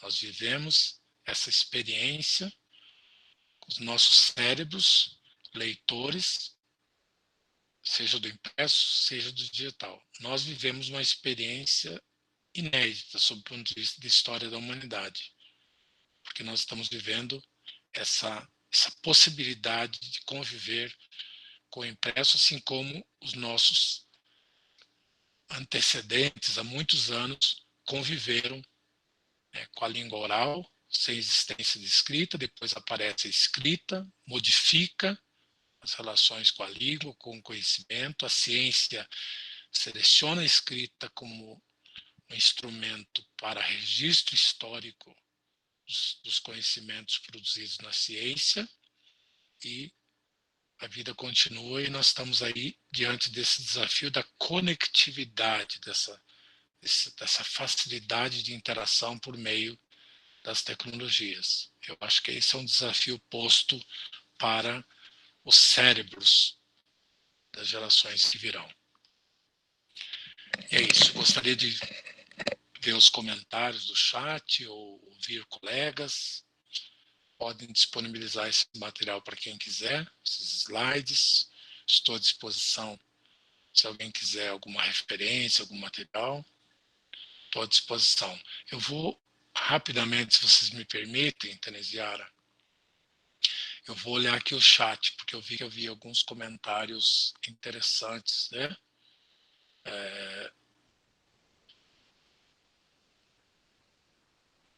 Quando a gente precisa agora, é difícil, tem que fazer Enquanto você olha, eu só fico lamentando, a gente não está mais próximo, que dá vontade de um papo muito bom, viu? Nossa, bom demais. Então, de certa maneira, essa forma de interação que foi posta aí pelas tecnologias afeta a nossa interação.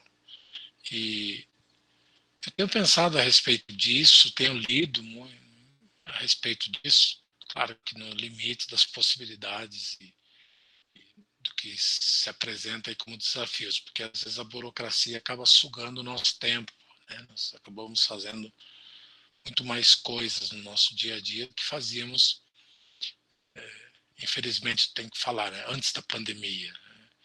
Mas esse isolamento, esse distanciamento, no sentido assim de, ao mesmo tempo que você está aqui do lado, né, meu vizinho, nós não podemos estar sentados conversando a respeito dessa temática. Então, isso foi nos imposto, de certa maneira, por precauções que a ciência trouxe por meio das orientações sanitárias. Eu acho que isso tem que se respeitar, porque é a ciência que acompanha a problemática da pandemia. Então, ao mesmo tempo que nós poderíamos estar, nós usamos essa ferramenta, poderíamos usar outras ferramentas, né? E E é interessante que, de certa maneira, isso afeta a nossa interação.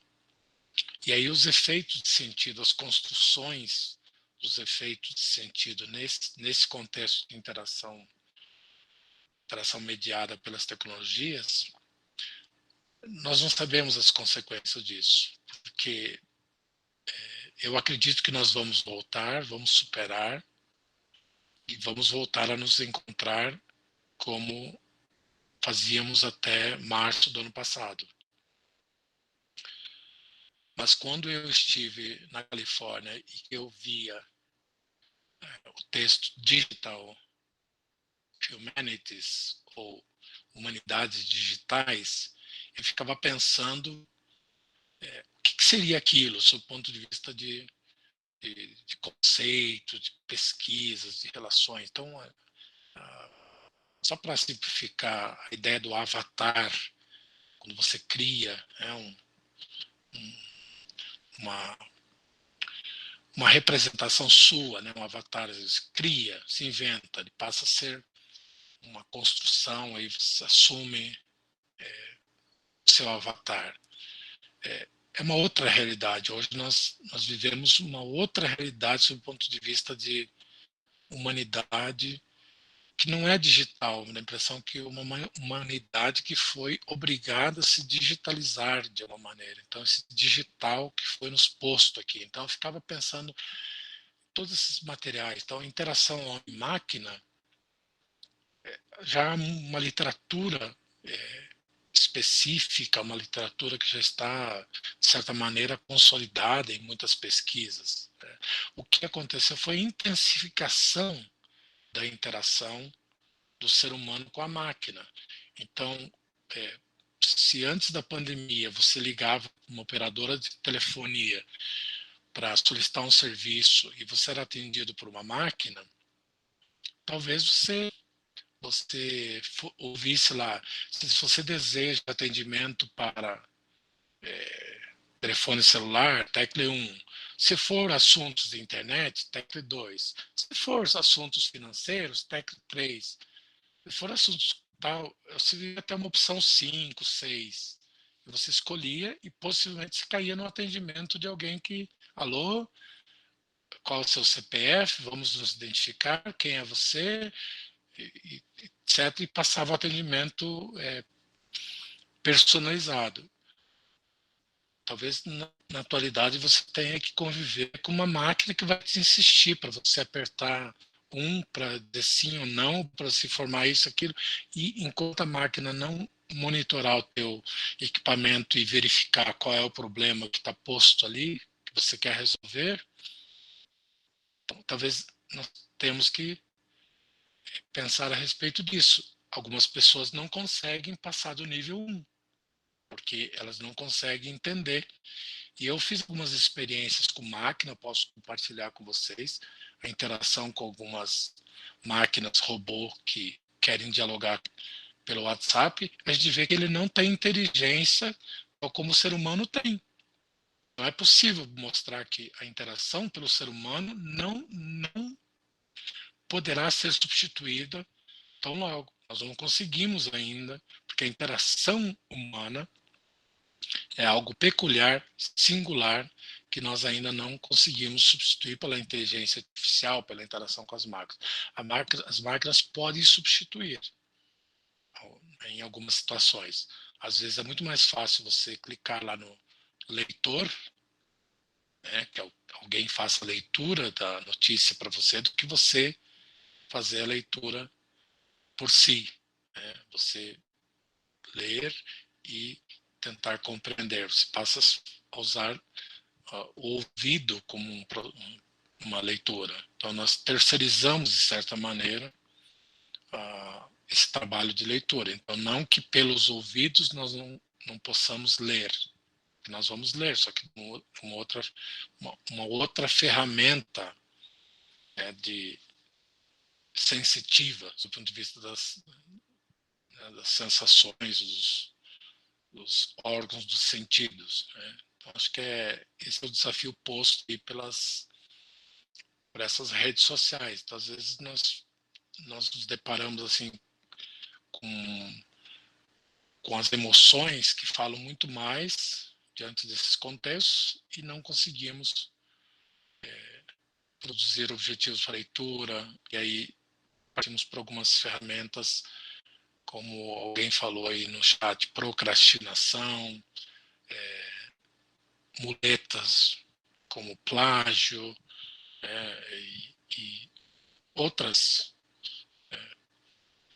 situações diversas aí que vão no sentido contrário, né, às práticas de leitura. E aí, na história da leitura, no mundo ocidental, tem uma passagem que fala que, antigamente, pelo fato de haver poucos livros, porque os copistas eles faziam as cópias, né, dos materiais, então a leitura era feita por alguém e a maioria dos leitores era ouvinte, ele ouvia.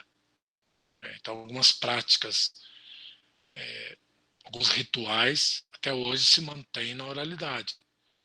E depois que acho que é na história do Santo Agostinho, não lembro agora, está saindo do que estava planejado.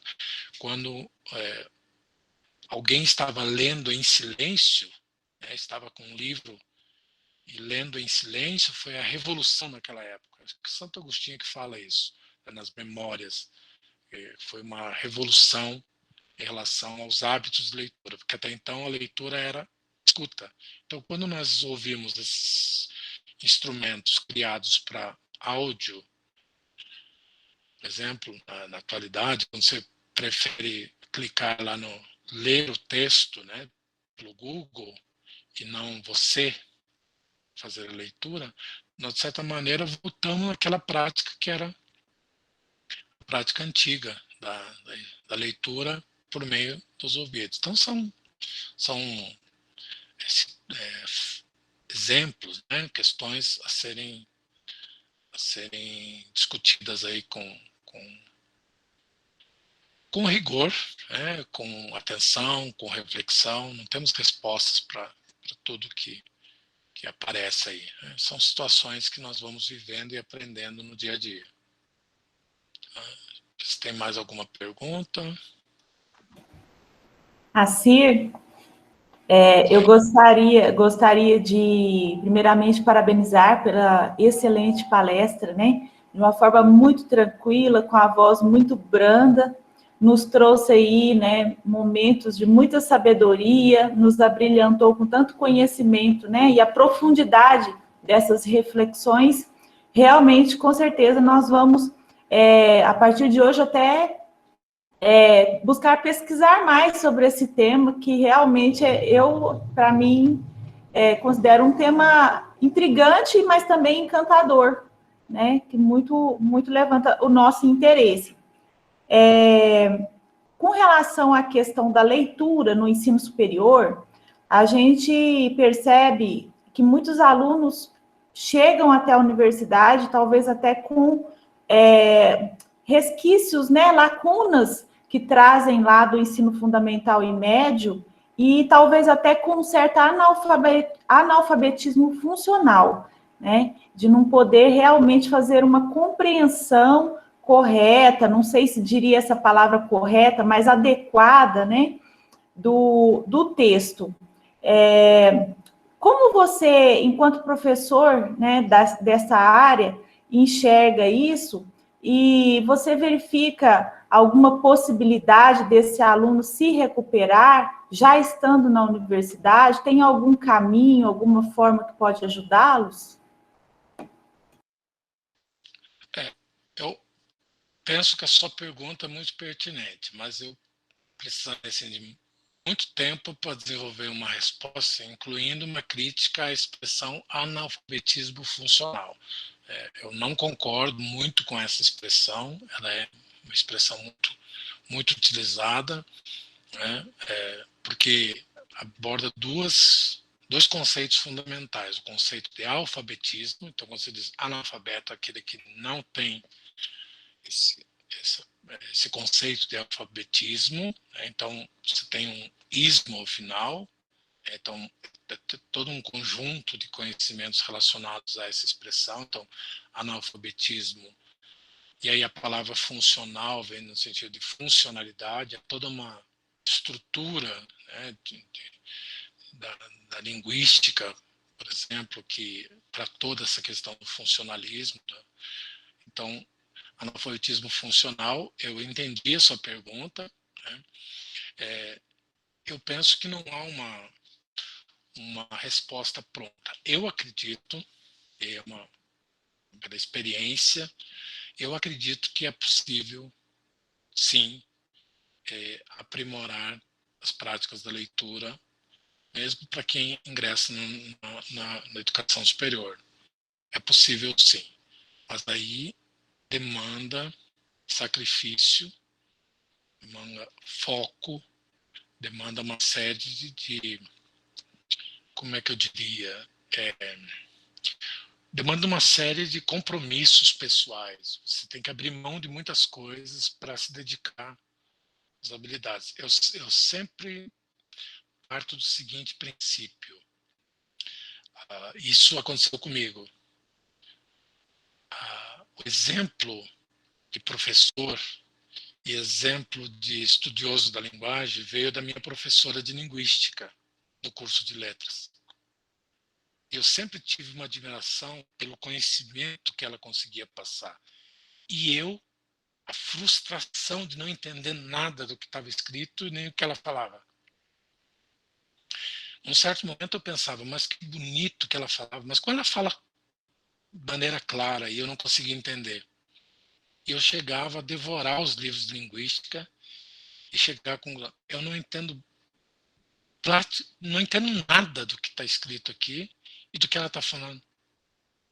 Mas ela falava e eu associava com o que eu lia. Então eu utilizava a motivação, eu vou compreender tanto quanto a minha professora de linguística compreende. Vou conseguir ler e compreender. Tanto é que na minha história de vida como professor, eu saí da literatura e fui para a linguística. Não por uma questão de opção pessoal, porque eu poderia muito bem falar, não quero, vou ficar na área de literatura e não vou migrar para a linguística. Mas se eu não migrasse para a linguística naquela época, eu não poderia continuar mantendo meu vínculo com a universidade. Então, eu não estava formado na literatura, eu havia saído de um curso de especialização em literatura, então eu não estava preparado para a linguística.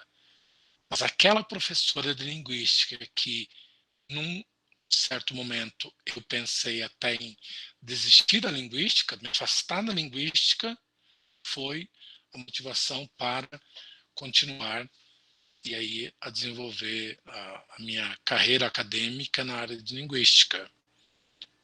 Então, eu acredito que sim, é possível, mas demanda uma série de esforços, sacrifícios e oportunidades.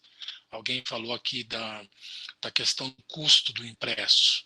Realmente, o custo do impresso inviabiliza muitos sonhos, muitos desejos. Como eu queria ter acesso a uma série de possibilidades, né? Mas se eu não tenho condições financeiras, fica impossibilitado. Então, eu acredito que é possível, sim, quem ingressa na educação superior, talvez parar de perpetuar ou ficar reproduzindo certas muletas mentais do tipo eu não sou capaz, eu não tenho condições, eu venho de condições adversas, eu não sou capaz. Eu acho que não ser capaz já é uma forma de neutralizar, se não reduzir a capacidade cognitiva de pensamento. Acho que é uma forma que poderia dizer não sou capaz, eu sou capaz, eu vou conseguir, eu vou me motivar, eu vou buscar as condições que a universidade dá, e principalmente a universidade pública, porque às vezes a gente ouvia lá críticas, mas a biblioteca não tem os livros. Aí a gente olhava lá na estante, os livros estavam lá, ou na biblioteca digital os livros estavam lá. Mas a biblioteca podia funcionar no sábado e domingo. Gente, mas se ninguém usa a biblioteca, como que a biblioteca vai ficar aberta sábado e domingo? Vejam, na Universidade da Califórnia, em Santa Bárbara, a biblioteca funciona 24 horas por dia. É só olhar em algumas universidades. Agora, com a pandemia, a situação mudou, mas funcionava praticamente 24 horas por dia. O estudante, o usuário da biblioteca, podia entrar com qualquer coisa que ele quisesse entrar, incluindo o pet, incluindo o seu bichinho de estimação. Ou seja, é uma outra concepção de biblioteca, uma outra concepção das práticas de leitura, uma outra condição social. Né? Então, é possível, sim, desde que, eu acho que primeiro vai da motivação pessoal e segundo das condições que são postas aí pelas universidades, pela sociedade, pelas escolas. E o que nós vimos nesse contexto da pandemia, infelizmente, é uma certa limitação em muitas coisas. Eu acho que nós não estávamos, né, claro que não estávamos preparados, mas não nos programamos ou não conseguimos superar muito do que se fazia, né, antes da pandemia e que agora não conseguimos ainda resolver essas questões. Então, eu acredito que é possível, sim, por uma mudança radical do modo de pensar em relação à leitura, e se nós pensarmos, né, no rigor da expressão analfabetismo funcional, nós somos, de certa maneira, analfabetos funcionais em muitos assuntos, principalmente assuntos científicos. Né? Por exemplo, eu nunca me dei bem nas ciências exatas. Por quê? Porque quando a professora de matemática colocou lá uma equação, encheu de letras e números, eu perguntei, mas matemática não é só número?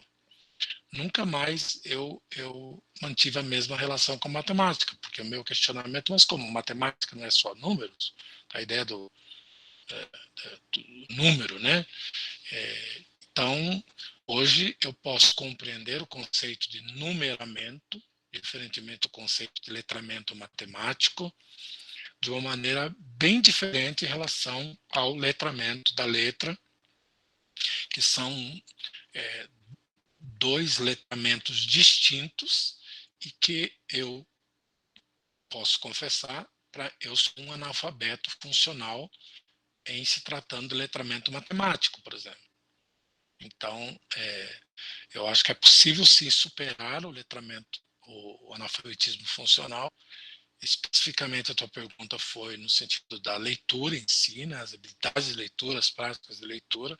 Eu acho que é possível sim, porque e aí as dicas que eu sempre apresento para os alunos quando vêm conversar ou pedir sugestões em relação a como melhorar as práticas de leitura, não consigo me concentrar, não consigo entender, eu falo, ó, tento entender em que condições que você dá, quem é você diante das leituras postas. Então, por exemplo, tem dificuldades para ler.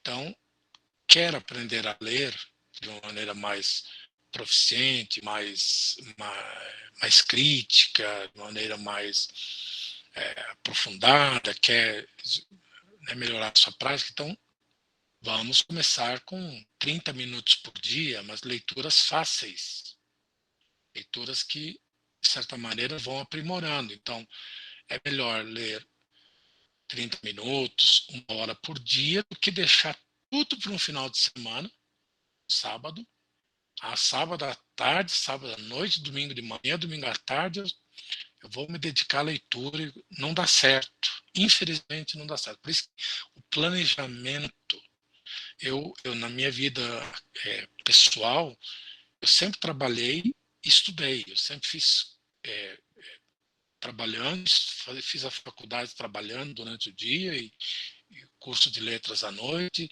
Então, eu fiz uma experiência no sentido assim, eu vou estudar 2 horas depois que eu volto da faculdade. Eu voltava de ônibus, meia-noite, meia-noite e 30, eu ia até as 2, 3 da manhã, todo dia, tentando hábito, prática. Nem sempre eu conseguia, mas eu fazia essa dedicação. Né? Então, eu acho que é possível sim, mas é uma mudança de comportamento, de postura, atitudes, foco. É possível evitar isso que você falou do analfabetismo funcional, mas comece com leituras acessíveis, mas exercite a leitura. Comece com notícias. E o principal, não é só ler por ler. Leia com o seguinte propósito inicial. O que eu lembro desse texto? O que esse texto diz para mim? O que esse texto me informa? O que eu aprendi com esse texto que eu li? Então, se eu estabelecer um propósito de saber o que o texto disse para mim em relação à informação, eu já vou ampliando as minhas habilidades de leitura. Então, eu vou ler esse livro porque eu preciso entregar uma resenha para o professor.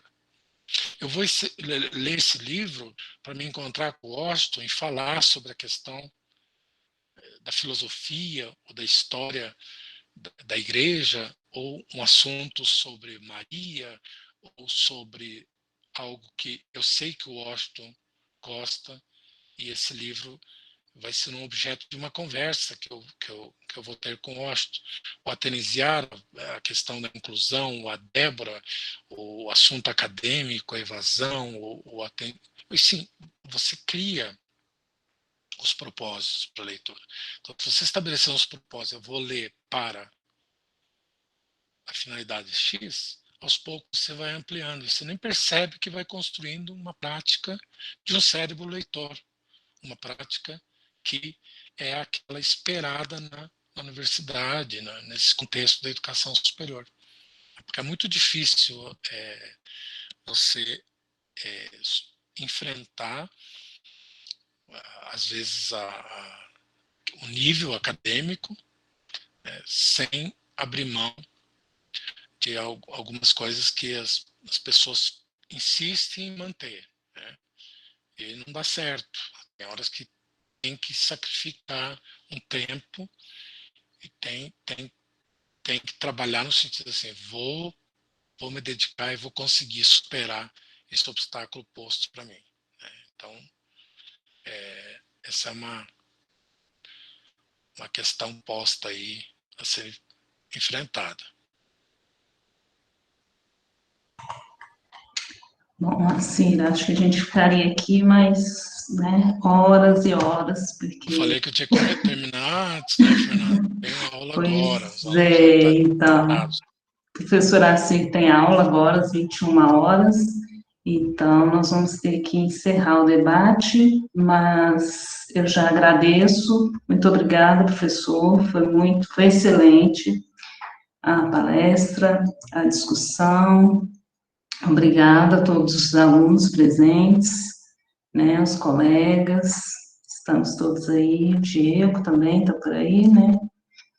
Então, lembrando que, para quem quiser, para registro de frequência, está disponível até às 22 horas, o formulário aqui no link, e essa palestra vai ser disponibilizada pelo YouTube para posteriores, para quem quiser assistir em outros momentos, tá bom?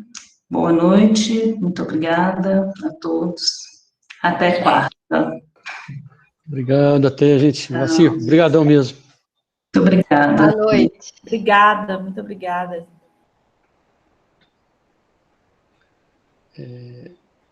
Vou desligar a gravação já? Sim. Isso.